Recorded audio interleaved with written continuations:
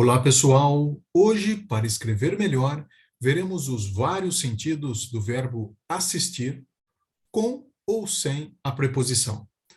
Dependendo do uso ou não da preposição, nós veremos que o sentido do verbo também mudará. O verbo assistir é o que nós veremos agora. Aqui estão dispostos 3 sentidos diferentes para o verbo assistir. Na primeira situação, nós empregamos o verbo assistir sem a preposição. Aquilo, como é chamado na gramática, de verbo transitivo direto. Aqui lembrando que o os, como está colocado aqui, eu assisti os, aqui não se trata de uma preposição, mas sim de um artigo. Assisti feridos. Esse eu poderia usar dessa maneira. Assisti feridos. Veja que aqui é apenas um artigo. Sem o uso da preposição, o verbo assistir significa ajudar, socorrer, dar assistência.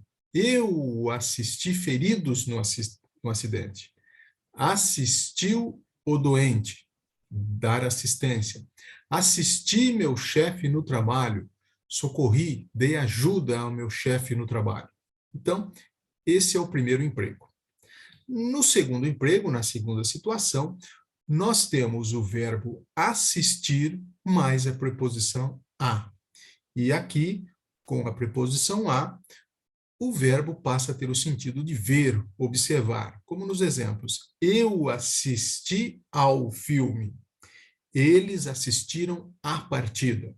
Vejam que aqui há o emprego da preposição a, e como nós temos na sequência uma palavra feminina, nós temos também o artigo a, fazendo a junção da preposição a com o artigo a, ocorrendo o fenômeno da crase.